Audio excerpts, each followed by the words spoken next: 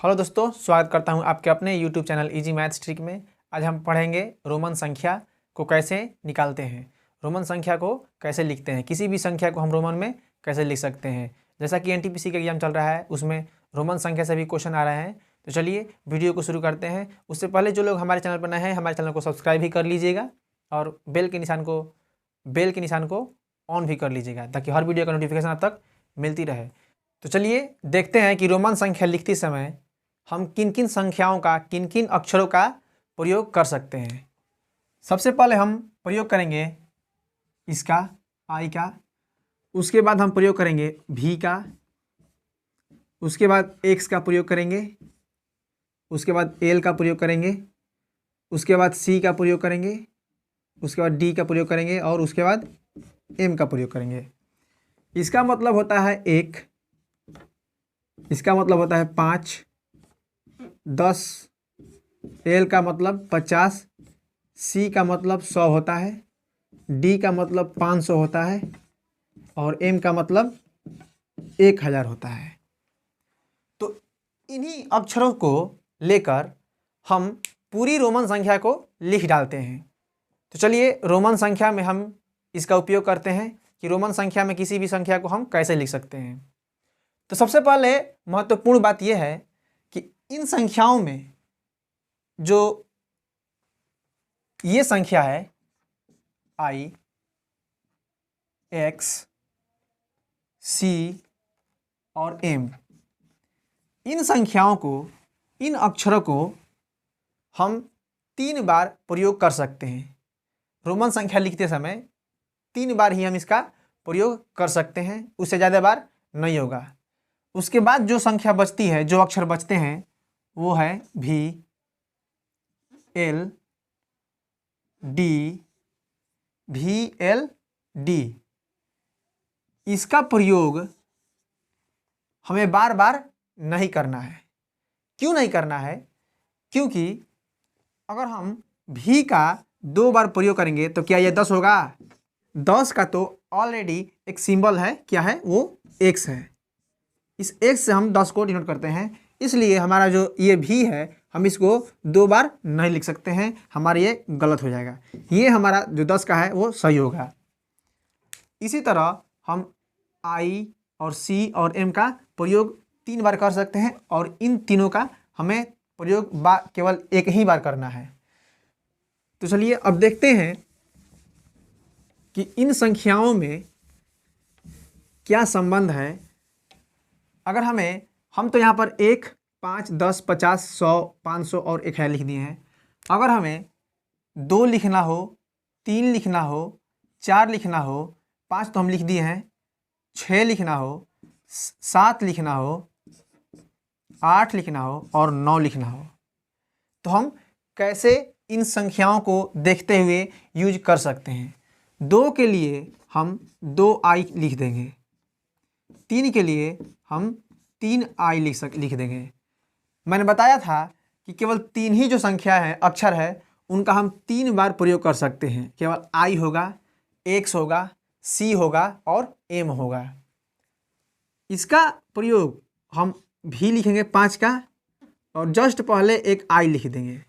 तो इसका मतलब होता है कि एक कॉम, अगर इस आई को या किसी भी अक्षर को अगर हम किसी संख्या के पीछे लिखते हैं तो उससे हमारा कम माना जाता है, और अगर अक्षर के बाद लिखते हैं तो हमें उसे बढ़ाकर यानी आगे माना जाता है।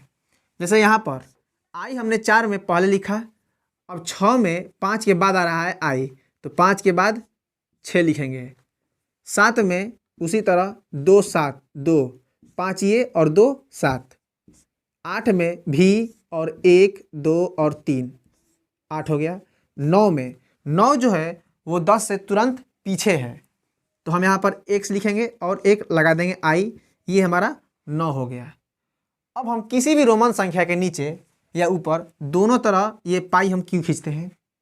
अगर हम दोनों तरह, दोनों ऊपर और नीचे पाई नहीं खींचेंगे तो जो ये संख्या हो जाएगी वो हमारा कितना हो जाएगा? 5000 हो जाएगा। यानी इसका मतलब ये हुआ कि अगर हम किसी भी अक्षर के, जो कि हम रोमन अंक में लिख रहे हैं, उसके ऊपर अगर बार आ जाए तो हमारा सीधे 1000 गुना हो जाता है।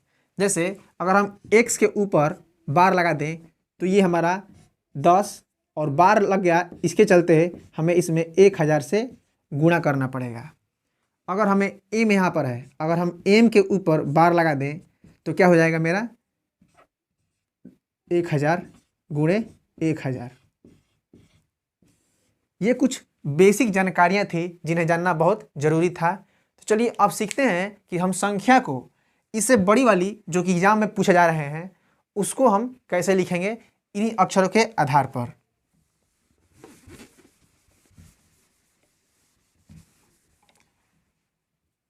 जैसे हमें अगर लिखना हो 99, तो हम सिंपल सा क्या करेंगे, हम जानते हैं कि C का मतलब कितना होता है, 100 होता है।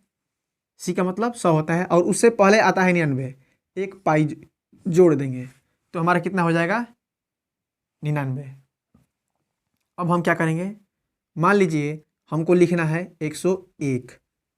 अब क्या करेंगे, C लिखेंगे और एक पाई दे देंगे। C का मतलब कितना हो गया, C और I 101, 100 और 1 101 हो गया।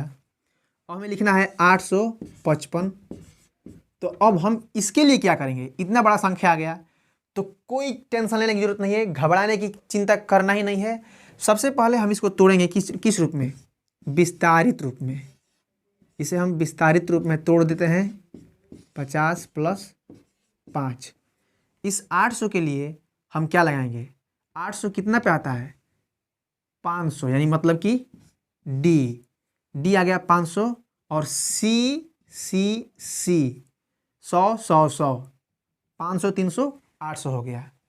अब उसके बाद क्या लिखेंगे, 50 का L और 5 का V। तो ये जो है अपना आ गया रोमन संख्या किसका, 855 का।